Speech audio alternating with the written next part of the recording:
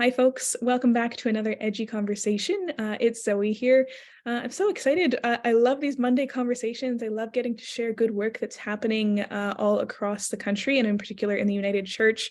So today I am thrilled to be joined by Brenda Baker, who is a writer and performer by trade, but she is also an avid United Church volunteer and is here to tell us a little bit about some of the phenomenal work that's been happening in their community. So Brenda, I'll turn it over to you. Tell us a bit about the project and what you folks have been up to. Well, at Grosvernor Park United Church in Saskatoon, we've been working on a number of different projects. The biggest one is a renovation of our church that took place during the pandemic. And the focus of our renovation was to make it more accessible for those with disabilities, and also to turn it into a much more efficient and useful performing arts venue. So that was going on for a good part of 2021. And now we're just getting into the process of making it known to people that we have this wonderful performing space available. We're starting to rent it a little bit. It'll take a while before the word really gets out and we get the kind of rentals we're hoping for. But the key piece is that instead of having a chancel that's not accessible to people in wheelchairs or other mobility devices, we now have a lift that takes people up to the chancel level. And that we feel is an equitable thing to do, that anybody should be able to access the chancel. And we also removed all of our pews. As beautiful as they were barriers to folks who might want to sit anywhere in the space. So now we can move chairs around. It changes up how we do worship, which is also part of why we did the renovation, was to bring our congregation more in line with more modern theologies. And we also installed a kitchen on the main floor and an accessible washroom on the main floor, which we didn't have before. The kitchen is also accessible so that, again, someone in a wheelchair can make use of the countertops, can help wash dishes, because everything is at the right height for someone in a wheelchair. So that's the big project. But what we're doing at the end of January 23 is holding a conference that is focused on disabilities. It's called Connecting Communities, Disabilities, Justice, and Living Well. And this, we received money from the innovation program for this, and we did for our renovations too. I might add that it was very helpful to have the innovation program. And so right now we're in the throes of designing this conference and getting the word out about what we're doing. Wow, phenomenal. It sounds like this has kind of been a project that's been in the making over, months or years to get you folks to this place. So it's exciting to hear that it's really starting to unfold and come together. I was just going to say the grant that we got for this project actually came to us pre-pandemic. Wow. So we weren't able to go ahead with the vision that we had for an in-person meeting until now. And so even though we'll be wearing masks for a good part of the conference, we're still serving lunch and snacks and that sort of thing. So yeah, the grant enabled us to hire a young woman named Mariah Hillis as our disability consultant. She's not a member of our church, but she is really helping to guide the way as somebody who lives with disabilities, and is bringing her lived experience to our decision-making about what we're going to do for the conference. And that's been very key, is to make sure that we have the voice of different people with disabilities contributing to how we proceed. Wow, amazing. And I love hearing too, like, all of the different ways that you folks have approached this. It's not just about like having a conference or making your building accessible. It's about like, how do all of these things contribute to making our community a face somewhere where everybody can be. That's like such a good learning, I think, for other folks. It's not just one program or not just one renovation. That's right. They're all kind of tied together. And again, thanks to the grants we were able to get. And I should note that for the disability conference, we managed to receive some funding from Seeds of Hope, as well as from the Living Skies Regional Council and the Meewasin Valley Church Fund. And also, we're going to partner with a group called Christian Horizons, and they're going to sponsor an element of this. Christian Horizons is kind of like L'Arche for Protestants, if you know what I mean. So that they've just recently come in wanting to somehow be included in this. So all of these different groups have come together so that we can put on a conference that's going to cost us around $14,000 by the time we do everything. And of course, there'll be a registration fee, but we tried to keep it as minimal as possible so that it's very, accessible. People who live with disabilities often are among the most impoverished people. And so we have also arrangements for people who can't necessarily pay for the registration. So we're trying to be as inclusive as possible, but still be able to afford some of the speakers that we've got coming in. Yeah, amazing. And I'm sure there are a number of things. I'm curious if you could pinpoint one, what's been the most surprising or maybe unexpected part of the journey for you folks as you've moved through this? Well, speaking as someone who raises funds on a regular basis, the fact that so many different groups wanted to support us with the financing of a really solid, great event, that did kind of surprise me. So yay. And it's meant that we can afford, for example, to have a keynote speaker from Pine House, which is far north in Saskatchewan. And his name is Gary Tinker. And he has been for many years, 30 years, a real advocate for people with disabilities in all kinds of different areas, but particularly in the area of employment.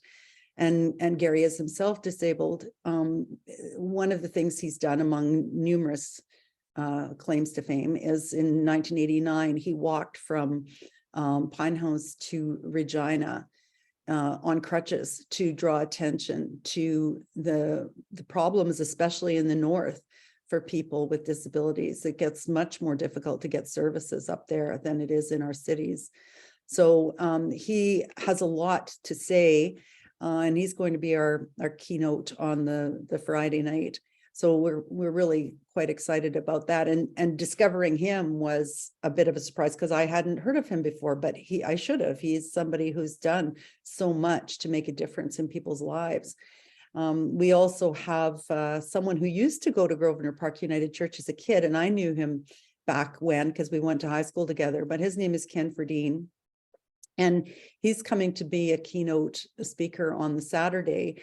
And he has won numerous awards for his work in the realm of the law and corporate communities, where they're trying to make inclusion and equity a bigger part of their cultures. And so he's coming from Toronto at his own expense to be with us and talk about some of the issues of the day. And then I'm going on and on here, sorry about that, but we have about 20 different speakers through the day on Saturday who are part of panels on different subjects that we hope will be of interest to the public. Yeah, no, I think this is great because I think oftentimes, folks approach EDGE or are approaching some of the granting bodies with this question of like, how do we develop these partnerships? Like, how do we find people to work with us? So what's that experience been like for you folks to develop some of these great partnerships? I think it's been really encouraging and inspiring that, if you get the right idea, that people are out there to give you the support that you need, and in some cases the funds that you need.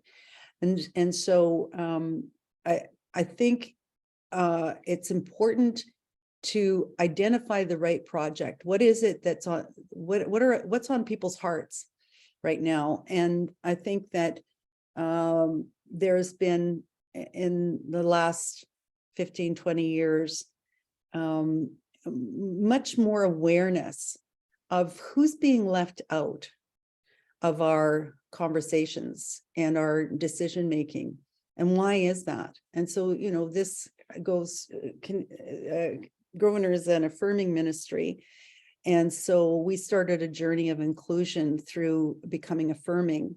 But inclusion isn't just the LGBTQ population. We've got to think about how are we racist and excluding people from a variety of backgrounds who could, who might share our vision for a more inclusive world and step up to help us take action. We're an active church. We take action on things, or we like to think that we do. So we know there's lots of people out there who might share that kind of vision, but you need to be very intentional about how you're going to invite people, right? So there's that, and the disability community is one more of those communities that's on the margins often. And how do we've set ourselves up now to be a church that can accommodate someone in a wheelchair. So how do we now invite people who use wheelchairs to become part of our mission and vision? Yeah, incredible. And I think too, I was last week in a meeting with some other folks who are thinking about what do we do to be more inclusive in our congregations and in our communities of faith. And I think that was another point that someone made. We are potentially all on a journey of aging and eventually needing to have inclusive spaces. So this isn't just a question for marginalized populations, for folks who are disabled. This is also a conversation for all of us as we age and shift into older bodies that need more support. So I think that this is also so relevant for other folks who are considering these shifts in their actual building spaces and in their mindset. Absolutely. It's all of us. Having said that, and I don't dispute what you're saying, but it's also important that we want to do it, because as long as one person is excluded, we are not welcoming.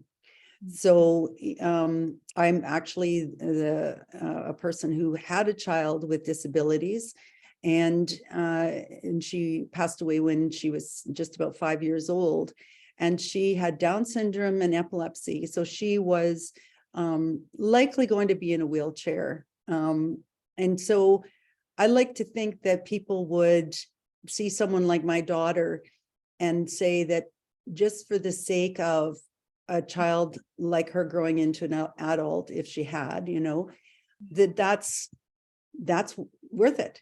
The one challenge that we kind of had, and I think any church that doesn't have a lot of money would have, is, you're going to spend, we spent $29,000 putting a lift up at the chancel.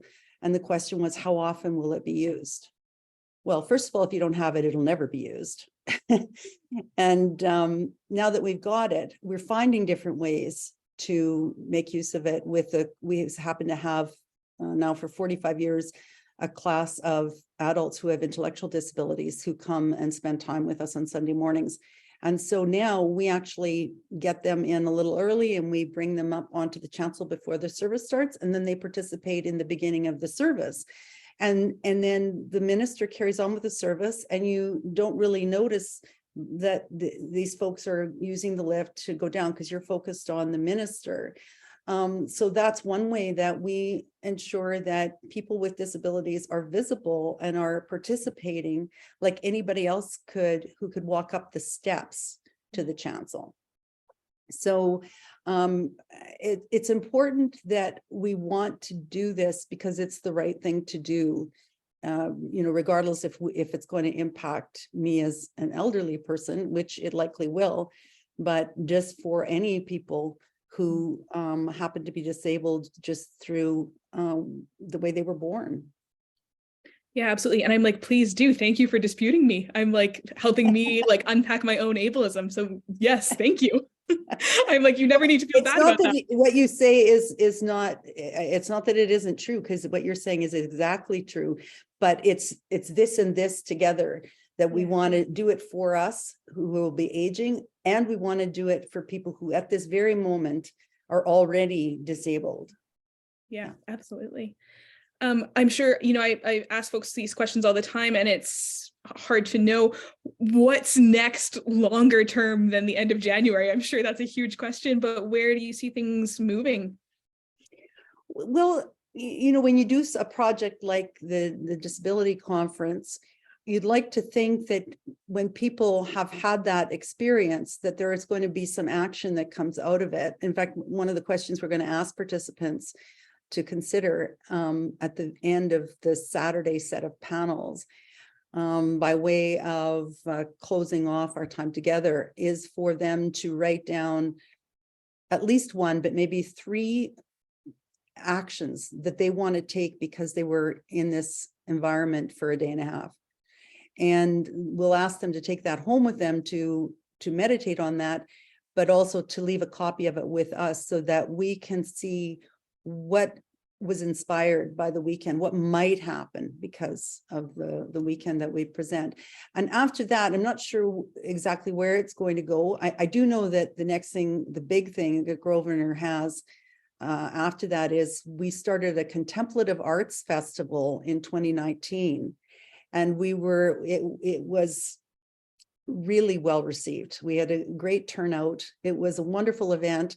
We were all charged up and ready to do it in 2020, pardon me. And yeah, then the pandemic hit. And so this is in 23, it'll be, 4 years between these festivals, but we have that booked for June 1st to 4th. And we're very excited about doing it again. Wonderful. Anything else you want folks to know about the work that you're doing or what's coming up? Boy, we have a really wonderful minister with us, EDGEy, who is extremely creative in what she does. And she's always bringing congregation members into the fold to help her design what's going to happen with worship and what's going to happen with some of our extracurricular activities.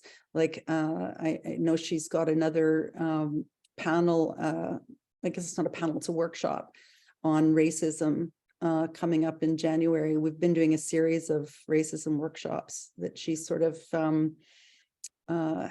pushing, being the main instigator of, put it that way. So we've got some of that kind of thing going on. And,